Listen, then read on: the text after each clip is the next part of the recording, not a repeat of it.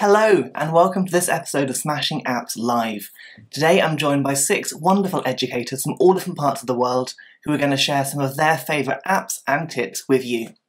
This session was originally run live on a Google Meet call, and the quality is, well, a little bit pants at times, but the ideas and the content is absolutely fantastic, so please do bear with some of those slight sound issues as you go through. Over the next 45 minutes or so, you're going to learn about 6 or 7 different apps, and there's a common theme this time around of augmented reality. So these are apps that work on the iPad or the iPhone, and they're all going to involve bringing something into the world around you that isn't there normally. So sit back, grab a hot drink, and enjoy Smashing Apps Live. We'll make a bit of a start. So the idea is going to be, if you haven't been to a Smashing Apps before, hello, it's nice to have you here. We do this kind of part live, and then we'll put it on YouTube afterwards, and everyone will kind of watch it afterwards. And the idea is, it's a bit like a pick and mix, or a fancy cheese board, where you can take a bit of what you like, and then hopefully go away and enjoy it. So the idea is we're going to have 5 or 6 different apps and tips, and they're going to be quite fast-paced, just 3 or 4 minutes each. And hopefully, if you're watching, you'll find something that kind of inspires you a little bit from a different classroom around the world. And then the idea is you can take that idea with you in the future and implement it in your own classrooms. So it's quite fast-paced. It's quite informal. In fact, it's very informal. So if you've got a question, by all means, take yourself off mute and ask. We don't want to sit there quietly. We've got 6 amazing people presenting today from different apps, and hopefully it's going to be really, really good fun. So Laura, with that said, are you able to introduce yourself and then share your iPad screen? Yeah, that's great. So I'm hoping that my internet stays and does what it's meant to as well, because I'm sure the internet feels the same way we do at the end of the week, because my Fridays are the biggest lag day ever. So I am Laura George, and I am an ADE from 2019, best year ever, obviously. And so I'm going to be talking us through today just hopefully a really simplistic app. It's one of those apps that it has lots of different features, and not many people know about it, weirdly. Whenever I introduce it, not many people know about it, but it's one of the big Google corporation apps. So it's something that everyone can have access to, and hopefully it will integrate with different classrooms really well. And like I say, I'm going to introduce the AR features of it, but there are loads of different things you can use with it as well. So I'll just take you through some of the easiest and some of the sort of more fun things. So obviously it's good in the classroom, but it's also good for a bit of fun as well, just in your home. So I'll take you through some of the bits that we can look at today. So I'll try and present my screen again. Okay, so like I said, what it's really good at is obviously arts and culture, but there are lots of different ways that you could use it with lots of different ages, with lots of different ways of using it in the classroom as well. Although I'm signed in as my son, that's nice. Now, that looks like I've done educational things with my son. Obviously I have. Okay, so the easiest way of doing this, obviously you can just search through AR in the search bar at the top. That's a really easy way of doing it. Or if you don't do that, the other way of starting off is you see the camera down the bottom with the classic Google colours around it. Mm-hmm. What we can do is just click on there, and we get loads of different options, loads of different features that we can do. So the things that are really good for the AR section of it is things like the Pocket Gallery. I'll have to download some things on here because I haven't got them on here, they're on my iPad. But for example, the Art of Colour will create for us basically a virtual gallery that we can walk around and have a look around. So, I mean, obviously at the moment, we can't go anywhere, we can't visit these places. So this is a really good way of just getting pupils to feel like they're visiting lots of different places. If I enter it, by just Art Gallery, which is really nice for pupils. So you do need, I have to say, for this one, you do need quite a big bit of space. I won't walk around it now, but as you can see, there's some quite famous artwork in there, and then you can walk around and have a look.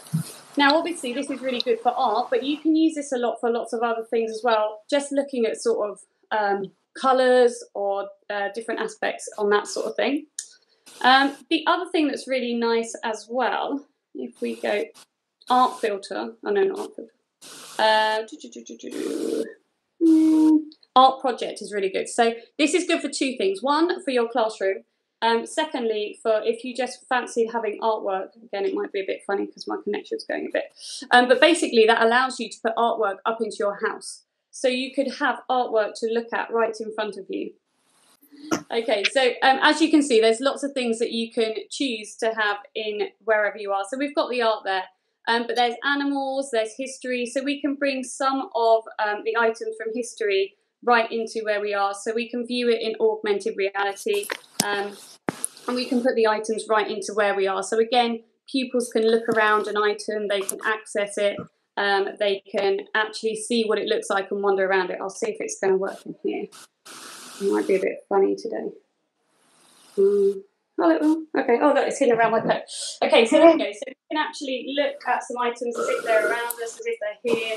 So again, it just gives that opportunity to look around different aspects, different artwork, and get pupils really engaged in exploring and looking around and sort of looking at sizes, looking at what it looks like in real life. So there's loads more features like that. Like I said, animals, spaceships, dinosaurs. Dinosaurs always one that goes down really, really well. So it just opens up loads of ability to explore history, explore arts and culture, and it's really fun just to have a play around with it as well. Brilliant, Laura, thank you so much. It's really interesting, and it's a great app. It does lots more than just one AR experience, doesn't it? There's multiple options you can use, from visiting the galleries, the objects, and having like the Picasso painting on the wall in front of you, and you can get light up to it. There's a question in the chat from Ella, and she's asked if we can use existing galleries or if you can perhaps add your own galleries, perhaps creating your own gallery of work that children have made. Yeah, at the moment it's only limited to the ones that Google have put on there, and there is obviously a limited amount that they've put on there at the moment for the Google Arts and Culture app. So at the moment you're only limited to the items they've got on there for any of their AR stuff. So that's any of the artifacts, any of the places, any of the artwork at the moment. I really hope Google are going to expand the arts and culture.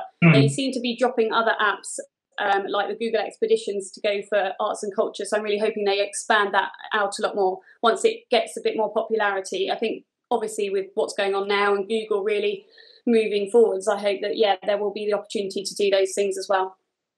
Yeah, that's brilliant. Thank you. We're going to now seamlessly transition on to Martin without any technical glitches at all.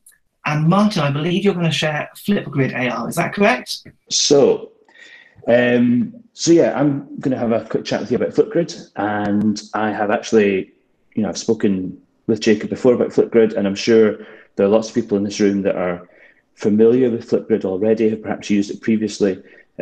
So I'm aware that it's maybe not new to everybody, but Flipgrid is an application that we use an awful lot, and it basically allows teachers to send topics out to their students, and students can reply with their thoughts and their reactions to that topic by video, and they can now react using text as well. But one of the more recent additions to Flipgrid that you may not be aware of is the addition of the AR element. And what I really like about the AR within Flipgrid is the fact that it's really simple and really accessible. So I think we're at a point, certainly in our school, where we've been one-to-one for a number of years, and I think that we've got some staff who are, through the situation we're currently finding ourselves in, they've had to undergo a really steep learning, climb. It's been very sudden, very extreme. But we've also got staff who've been doing this for a number of years and perhaps think they're ready for something new. And so what I'm kind of thinking about and planning at the moment is, right, after we get back to school and once we get back to some form of normality, what's next, and how are we going to get our staff from this real place of motivation and stress, but also, we've made a huge amount of progress in the last 10 months or so. How do we sustain that, and what's next? And I think Flipgrid allows us to very easily access something that's a little bit more exciting, perhaps something new and fresh, and AR. And I think we're also finding that students are at a point right now where they need something new. They've been doing this already. Even this most recent lockdown, certainly in Scotland, they've been at this for another 3 weeks, and they're kind of getting at that point now where they need something fresh to liven up.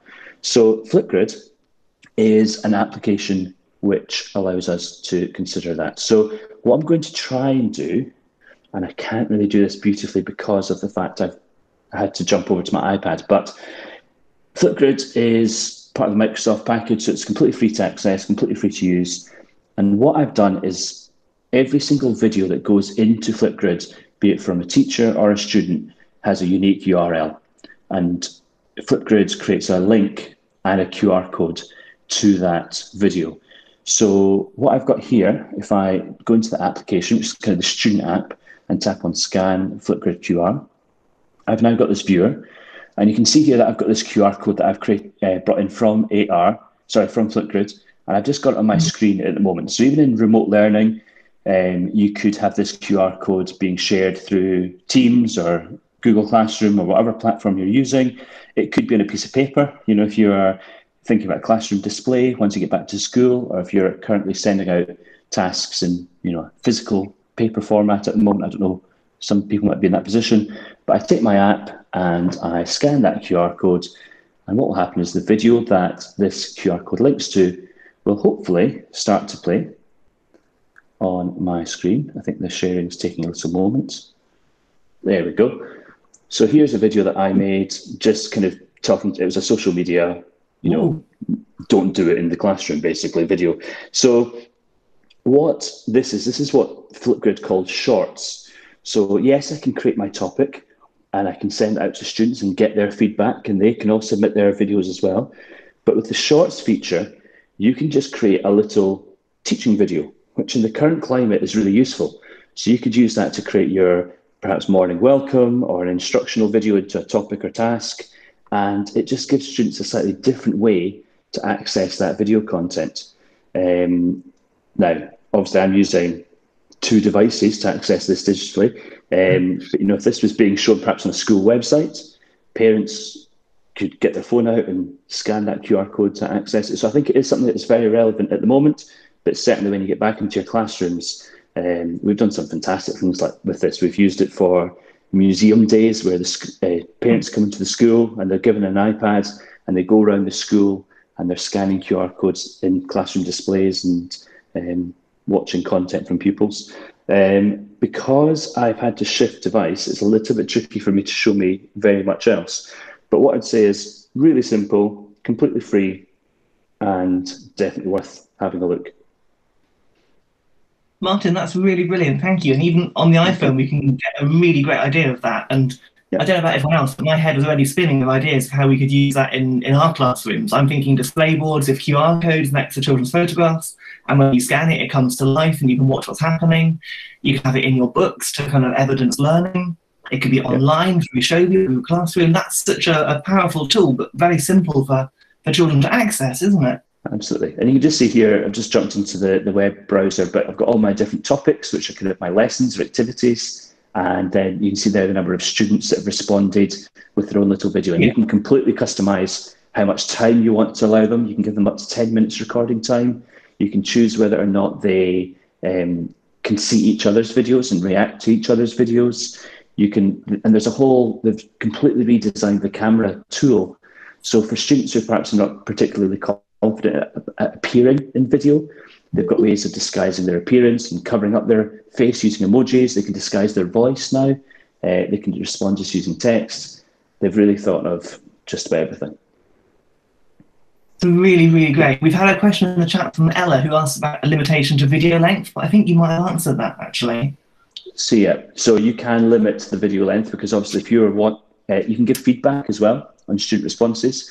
And if you've given every one of your students 10 minutes recording time, those kids will take 10 minutes and they will talk to you for 10 minutes. You can limit how long or how short you want to give them in terms of time. Brilliant. Well, thank you for that little tip there. Okay. It's really great just getting a little flavour of these apps. And like we're seeing in the chat, people are really excited about what this could do for their schools and their classroom. And that's exactly the point of Smashing Apps. So Martin, thank you so, so much. Okay. Perfect. I'm hoping we can look at Sabe now. Sabe, are you available?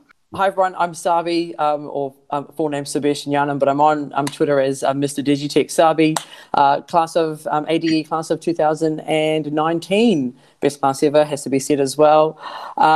Today I am going to share a hidden little gem that I found the other day when we were planning our biology unit called Plantale, or Plantale, however you want to pronounce that. I'm just going to jump in. Awesome. Okay. Now, when you open the app, it looks fairly basic and it kind of looks a little bit amateur-ish, but it is a fantastic app. Obviously, by the subheadings, you can kind of see what it's about. It's really about plants and how they grow and all kind of stuff. And I'm just going to go through all 4 of the features so you can actually quickly see what it can do. When you go into germination, the visuals that this app actually provides are super stunning. Like it actually guides students through, and it uses a sunflower as the analogy for the whole process, and it really steps you through. Like, I just love those visuals. Check out the slow-mo on that. Like, it's really beautiful, don't you reckon? And to the side, you can actually, like over here, you can actually adjust the water levels and the pH and the temperature and things to actually see, you know, how this is going to grow, and what it actually requires in order to, you know, grow in the optimal environments and things like that. So you can, you know, and then you can actually sort of slide along and see the whole process. Now I'm just speeding things along so you can actually see it. So that's under that very first option, which gives kids a very cool understanding of what's going on.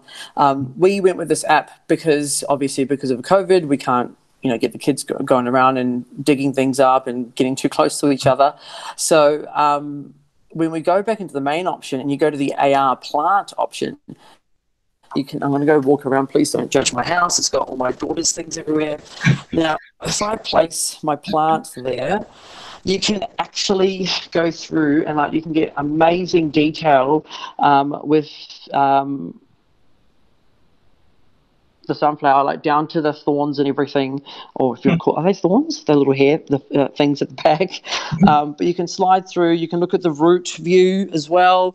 Like, there's so much going on where you can actually give the kids like a very, very detailed breakdown of what you know, this plant is like and what it actually entails. Obviously, you can rotate it and do all sorts there as well. But I just love the animations. The animations on it are stunning.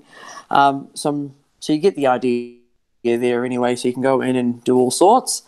Back into the main menu, when you go to the reproduction, you know, you can, again, it's got the visuals there, which are beautiful all the way down. I'm just going in fast motion here so you can actually see what's going on, but I hope it's recording on your end fluidly so you can actually see what this app actually produces. But it is absolutely stunning. My favorite part outside of the AR is the activity bit. Here you can actually you know, grow. It's almost like you're doing a little bit of Tamagotchi type arrangement. Now it's just kind of done something weird on me. Hold on, how to grow. Oh, when you go through the process, you can actually set it up. Sorry, whoops. Let's grow. Where is it? I think it's having a bit of a moment. I've actually already set this up. I'm going to jump back out of that for a moment, but I'm going to stop the screen share for a moment anyway. And what you can do is you can actually go into the Let's Grow option, and what you can do is you can set it up so that the kids can adjust, you know, how much water it gets every day and what the pH level is like and what the temperature is like, just to see what the plant actually needs to grow. And kids can come back every day in an AR view to actually see whether their plant is actually growing. So that's what I meant by it's kind of like a little Tamagotchi, but it's really a plant. And they can, you know, check it at their desk every day. So we actually used that last year when we were in lockdown as part of our biology unit, and the kids loved it because they could see their plant grow the whole time. But I don't know why it's not wanting to work right now, but it is a stunning app. Like I said, it looks really basic, but what it can actually do with it is fairly useful in the classroom. So yeah, that's it from me.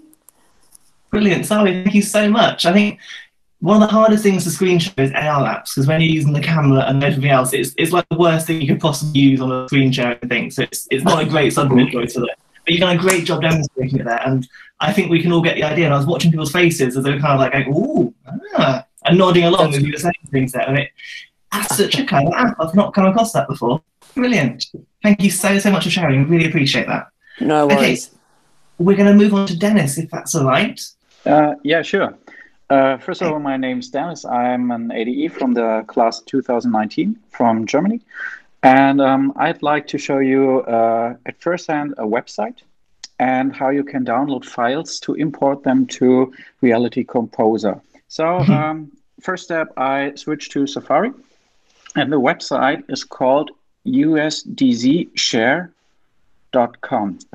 USDZ is the file type that Reality Composer can work with. And you can see this website like a platform where everybody can upload USDZ files for everyone to download them and to use them in Reality Composer. And as you first see, here's like a gallery with the most recent or most liked ones. Some of them are really useful, and I guess you see some of them are a bit weird too. So I tried to find a useful one. You see here are mask types and even pictures of some things. I just try to search for a specific USDZ file. For example, in science, I use the skeleton a lot. So I search for it in the search field, and here are the results. And you see, here are three like tiny models of the skeleton, and there's one with a description and one without. And I'll take a look at the one without. And here you see it, how it looks later on in the Reality Composer app. You might take a look at the Creative Commons attribution. So just to remember that. And here on the left side, there's the file size, and you can download it. Before you download it, you can even watch it in preview. If you just click on the picture, you see it on a plain background, and the symbol in the top right corner allows you to see it in AR already, or just as the object, and you can pinch and zoom and turn it around as you like. And that's the first step. Then to get back, I will download this file. As you can see, the website is sometimes a little slow, but that's normal. I didn't catch one day when it was fast. And here's the download button, and just click on download, and it'll be in the download folder in your iCloud Drive. So we just wait a little until it's done. And in that time, I can switch to Reality Composer app. And it shows me my my folder where I already put one of my files. And to start, I just make a new project, and you got some possibilities to anchor your objects, like horizontal, vertical, a picture, a face, so it recognizes a face. And what's really interesting is an object. So you have to 3D scan an object beforehand, and you can attach the 3D object later on. So I'll start with a horizontal scene.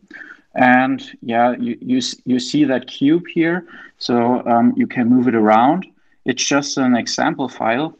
You can also delete it if you don't want it. And that's what I do. I delete that stuff, what's already on here, and I import the file that I downloaded. That's with a plus here in the top right corner. And you can import the USDZ file. Oh, yeah, it's done. You can import this USDZ file right into your scene. And to see it in Reality Composer, I just put it on here. It's a little small. But if you scale it up a little, you can make it a little bigger. And the other features from Reality Composer are that you can even animate it. I'll show you that in another file. So if I want to watch it in AR, it's just like the file preview on the website. I can put it on my table right now, and here it is. Here's the guy. So That's the process of importing USDZ files into Reality Composer. And I'll show you one of my favorite files. It's for the science lesson in year 5. That's where we speak about day and night and year rhythms, and what they've got to do with sun, earth, and moon. And I downloaded the 3 files for the sun, the earth, and the moon from USDZ Share. Just search for it in the search field, and I imported them in Reality Composer. And what you can do is animate them. That's with with that button right over here. So if you tap on one object, you can animate it in any case you want, like an orbit, or you can let it rotate, and you can even let one object orbit around another one, rotating at the same time, and so on. And that's very good for those cases with planets and so on. And if you're done, you just can watch it in AR. Whoa, it's a little big. I hope you can see it anyways. And if you press play, you can follow. Whoa! The sun is too big in my room. So the planets, they're there. They turn around, and that's fantastic for explaining day and night rhythm, and eclipses and so on. And as I use it for my lessons, I can export it as a scene file. There you go to export, and export the that scene right now, and press export. So that's a single file. You can, for example, share with the students via AirDrop, or load it up to schoolwork, and then they can load it then. So that's Reality Composer combined with USDZ Share. And the last use case I used this combination was to send my students this file via schoolwork, and they took a little snapshot in their room and showed me how the planets were moving in their room at home. So that's my part. Dennis, that is really, really brilliant. Thank you so much. First of all, didn't know you could import the Sabe Gnanam composer, so for me, straight away, that's made this whole evening worthwhile. So thank you for that. Yeah. Really helpful tip, because unless you know that's there, you're not going to find it. But also the ability to search for USDZ files and get this huge catalogue of resources that people have made that you can use in your own programs. And I can see Chris nodding there, so I think he's probably thinking you can bring that into other apps that he's going to talk about in a minute, potentially. Yeah. And it's so powerful, isn't it, to have a resource like that of 3D objects that you can use without the worry of it being copyright issues, because you've got Creative Commons license there. Yeah, and as many of you saw already, AR Bernie. So, yes. so the files are of all kinds. So people are free to upload their stuff, and it's just amazing what's up there. Some of that stuff is really weird, as you saw, but very much is useful for the lessons in school. For example, you can even build a whole scene like a restaurant. For our English class, I built a table, two chairs, and some food on it, and students should translate the words for that objects and so on. And there are no limits in using Reality Composer. Brilliant. It's so great. If anyone's got any questions, do drop them in the chat. But thank you, Dennis, so much for sharing. That's really valuable. You're welcome. Now, while that was happening, Sabe has sent me a message that his sunflower is ready to be displayed as it's growing. So we're going to jump back briefly to watch his sunflower germinate, and then after that, Chris, we're going to jump straight into you, if that's okay. So I've actually worked out why it didn't work.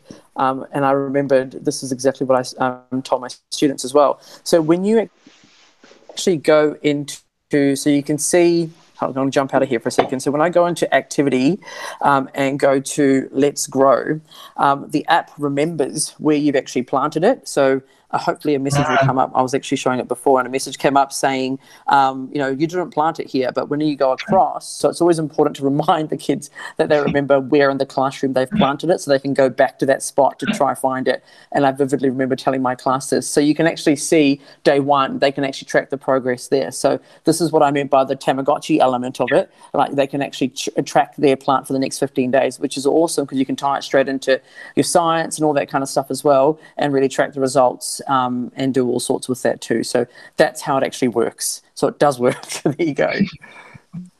Brilliant. Thank you for sharing. I really like the fact it remembers where you planted it, because the children could plant it on their desk in the classroom, couldn't they, and then come back to it each morning. Yeah, 100%. And I remember, like before, when it cut out, when I was sort of moving it around on my table, a note actually comes up saying, oh, oops, looks like you didn't plant it here. You might need to go find it or something. So you actually have to go find it again. So that's why it didn't come up earlier, but it does work. There you go. Thank you so much. Okay, Chris, you're going to show Scavenger, I believe. Yeah, so I'm going to be talking you through the Scavenger app, and this is an application that I'm massively psyched about, and we were able to use it in its trial version quite a few months ago in school, and so our class was one of the first classes to get their hands on it, and they've now made it into an edu version of the app as well, locked down some of the features and enhanced some. Now, I was not brave enough to try and do this because it's basically a scavenger hunt app, and we ain't doing it in my 4x2 office. So what I thought I'd do in the hope of being able to present, he says, there we go. I was just going to show you two of the quick clips from the Scavenger app and then just talk about it in a little bit more detail. So this is the first one that hopefully you can see here. So you create the space, you create a localization, and then this is the one for the Earth. So it has the AR files imported into it, but then the students can go around and collect points and ask questions. You can add GIFs or anything of those. And I thought the USDZ files would come in really handy here because you could actually import them in. But I do really like the quiz element as well. It also, you can add an element for time. So how quickly you run depends on how many points you get. And as you can see here, this was in quite a small space. But it also has some other insane features like geotagging and geolocation. So we are absolutely blessed in our school to have the most insane grounds around our school, really vast field spaces. So actually I did a maths fractions lesson that the children, like, I think they ran like 4 kilometers or something ridiculous. Like I put the checkpoints in really far away places, and they had to run and get them. And then, like, you wouldn't think, but the different coins stand for different things. So like you have 1 point for a coin, but like a gem's worth 5 and a ruby gem's worth 50. And like you could hear like the emotions erupt around like the field as I've got a ruby gem, I've got a ruby gem. And like, so the engagement within it was not only fantastic, but it really did help them. So this is AR, this is Scavenger AR, and there's an edu version of it as well. So I'm just going to jump back into my second quick little video here, which shows the process of actually creating the app before you get to that point. So the wonderful thing in here, I've worked really hard with Scavenger to make sure that there's not only a massive bank of already created quizzes that you can use, but then you have some insane customizations. So on this one, this is a location on a 4x4 grid, but you can do it literally in your locality as well. So I'll just show you this and talk you through here. So you put down your set location. You can then do some really cool things about how you start it. You can actually start it via AR as well. So they have to be in the exact position in the AR camera and it matches it, or it has to be an object in place and then it will kick in and start. And then you just have like these unbelievable features. Reaction GIFs, they love those. Find an object. This one's really cool. I'm just going to go back. There's other little ones like find a color. So they've got to hunt around the room for the color green or hunt around the room for the color blue. And then the camera picks up that it is green or blue, which is brilliant. And then here you can see you set the location and the endpoint. You've got some objects and you've got some for points. And then this is how it would kick off and start. These are the little floating points that they collect. Oh, sorry, there is a very important thing I've missed here. The beautiful sound of them pinging. I should walk through them. Bling! I had to add the sound and it wasn't quite loud enough. So I added it in myself for you. Bling! And there's other sounds as well. It's not just one sound.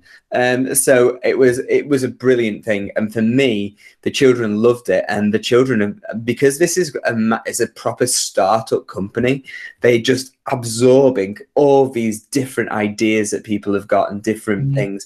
And it just means we did a really, really, really boring assessment via this quiz, and they loved it. And you wouldn't believe, you're like, can we do the test again? I was like, okay, this is ridiculous. They're asking to do tests. It is absolutely superb. And I know especially for the ADE community and those who are really, really valued in tech, there's a fantastic team who are outreaching, including myself and some other key ADEs who are really working with them. So that was something that I thought I would show you. And then Jacob, just in case one isn't enough, shall I very briefly share my other one? It's about 2 minutes. Going for a double bill? I think we should. Should we? Yeah. Okay. So the second one is called Hologo. And it's another really cool application. I was introduced to it, actually. I know lots of ADs use Shobi in the classroom, and it's actually part of the school kit bundle that Shobi uses. And Hologo is a really little funky app. So I'm just going to show it to you now, and then I'll try and talk around it as well. It actually has quite a few elements that other people have talked about as well today, which is quite nice. There's a solar system, there's a plant, there's animals in it as well. So I'll just share this with you. Hopefully you find it really beneficial. So here we go.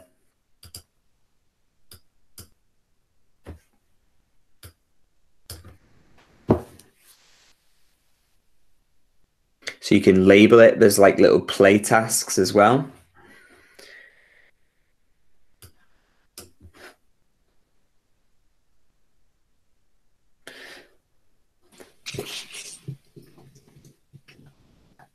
So this is like here, this is an example, but this is actually like an activity task. So not only do you have the AR visualization, but you can actually then drag the actual correct labels to the correct part of the plant, for example, which is really nice. There's maths, you can see here. You've got chemistry, biology, journeys, physics, maths. There's one amazing one of the Great Wall of China as well, where they get to, and you go through a door into it, which the kids just absolutely lap up and love. But then, like, you can literally have an elephant in your room, which is just absolutely awesome.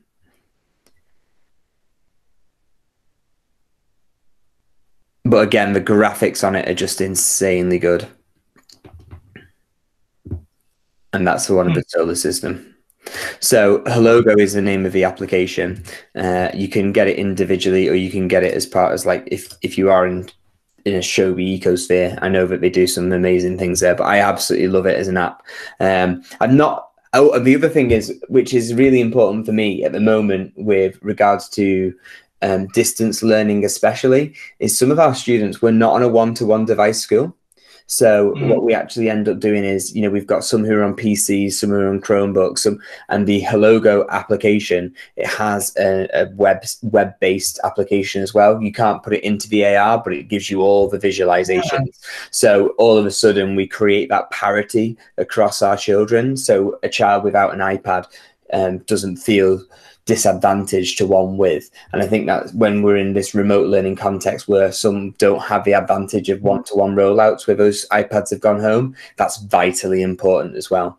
And both those applications have amazing sharing options within Google Classroom, Microsoft Teams, URL and Shobi and things like that with regards to URL links as well. So it just makes the whole flow so much more sweet and easy. So yeah, there you go. They're my two little AR. I know I'd like to put out as well, I am really rubbish when it comes to AR. Like, it's not my thing at all. So the fact that I've discovered these apps and like them is a big thing. So and I've been inspired by all of the others tonight. There's one in particular, Sabe. I've already downloaded it and playing. I've already grown my sunflower now, pal. So we'll compare it in 15 days, shall we, and see which one's best. Chris, that's really great. Thank you. And I really like what you said about Hologo not necessarily requiring an AR-capable device to use, because I think that's a real barrier with remote learning, especially where we can't guarantee what devices children and families have at home. So to be able to view that into normal web browser, that's a really powerful feature that makes that app even more accessible. There was a question in the chat about Scavenger, and is it a free app? Could you just talk briefly about how that works? Yeah, so there's actually two applications now on the App Store. There's Scavenger and there's Scavenger Edu or EDU. And at the moment, there are a couple of premium features, but the premium features are really a case of when you've really got to grips with the app. It hits a little paywall when you want to do something really awesome. And I know it's really quite cheap as well for what they're actually charging for it. But you can do so much of that on the education app without any payment, which is brilliant.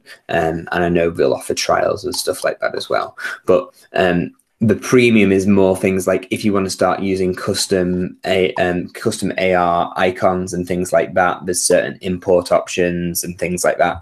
But if you're just a standard teacher wanting to use like the bank of quizzes, they're all available to you. And then there's just obviously some hidden a little bit behind that paywall. But yeah, in the whole, it's free and easy to use. Brilliant. Thanks so much for explaining. Now, we've got one more presentation that's a little bit different because Pedro can't join us live today. He's busy teaching in Brazil at the moment. But he has recorded a demo during his lunch break, somehow edited it to make it look like this very professional video, and then sent it to me in like 2 minutes. So we'll watch that at the end. Hello, everybody.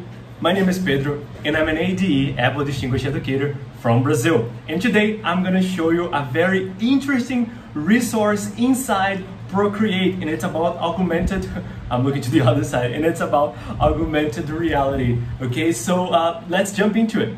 Beautiful. So when you have your Procreate open, let me turn here to show you if it's possible.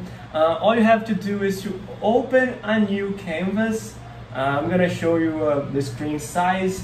Nice. So on the top left corner, you can go and tap on the actions button.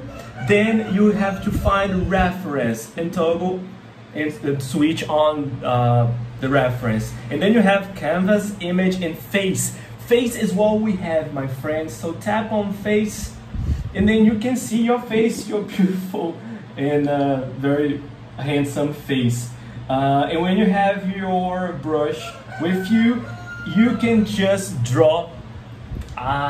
You can just draw on your face just like that. Here is the eye, so when you draw it, it will be on your eye. If you draw in the other, it's gonna be on your eye, and it's awesome because it follows your face. And if the students are interested in facial painting, maybe they can create Instagram filter, Snapchat filter, and it's awesome to do. You can just change the color. Let's see, let's go for something pink. There you go, some facial war.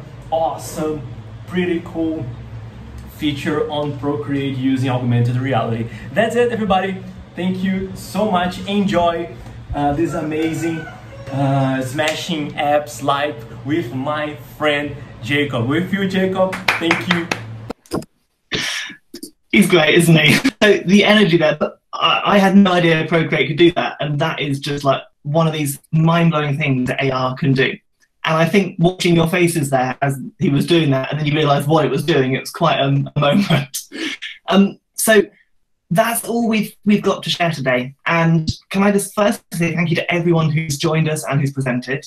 Let's have a quick recap, if I can remember, of what we've seen today. So first of all, we have Laura. And Laura shared Google Arts and Culture, where you can create your own augmented reality art gallery in the classroom. So you can go to a famous art gallery and bring it right into your classroom or into the hall or the field, and your children explore as if they were walking around a famous museum. And you can bring your own portraits or pieces of art into the room as well, and historical objects. There's tons of stuff there that you can bring into your classroom completely free. Then we had Martin, and Martin showed us Flipgrid AR. And Flipgrid AR, just to remind you, is where we can have a QR code that will then play a video or a media file in the place of the QR code in that moment of space on the iPad. So you could have a display board around the class, you could have a scavenger hunt around the corridors of your school, and the children follow their iPad and scan the QR codes and get the next instruction to go to the next place. And the children can share their work like this as well. And it's a wonderful tool. And again, that's another free app that we can use in our classrooms. Then we had Sabe, who showed us his sunflower app with Plantale. And in Plantale, you can look at all the different parts of the plant's anatomy. You can learn about how the plants grow, how they develop, and you can even plant your own sunflower in your classroom, which is brilliant. And again, Sabe, that was a free app, I believe. So thank you for sharing that with us. Then we had Dennis, and Dennis showed us Reality Composer, which is an app made by Apple. Again, it's completely free, and it's a really customizable app where you can bring in 3D assets, you can animate them, you can set off a chain reaction of different events, you can label them, you can share them, and the USDZ share website, where you can bring in all of those different resources people have made into the apps that you're using. If you haven't used Reality Composer before, I'll do a shameless plug and say that on my YouTube channel there are some videos that kind of guide you through how that works. But yeah, it's an amazingly good app. And again, it's all completely free. Then we had Chris, and Chris did a double. He showed us Scavenger and he showed us Hologo. So Scavenger is when you can create a scavenger hunt literally around your school grounds. It could be indoors, it could be outdoors, it can be small scale, it can be large scale.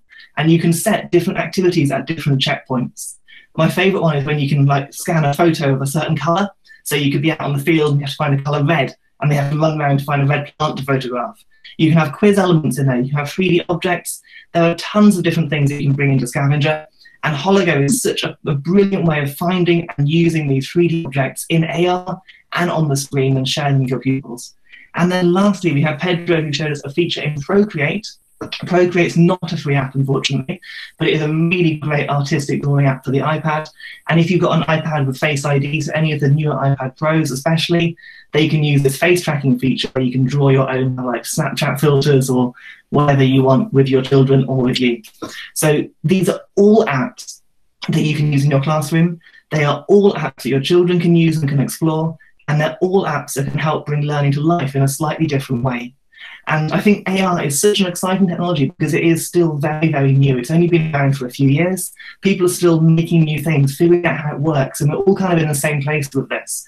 It's something which you can just jump in and explore, and it can't go wrong. It's not going to make your iPad blow up and catch on fire. I guess you may drop an iPad if you're running around doing a scavenger hunt or something. But at the end of the day, it's bringing learning to life, and it's bringing it to life in the classroom with you and with your children. And if you're teaching remotely, it's bringing it to life in their home, which is really, really exciting. So that's all from me, and thank you so, so much for joining us. We'll do one of these again in the future, I'm sure. So keep an eye on Twitter and YouTube and the ADE website and stuff. And there'll be a video of this edited down a little bit on YouTube in the coming days. Thank you all so, so much. It's been lovely spending an evening with you. And we'll see you all again soon, hopefully.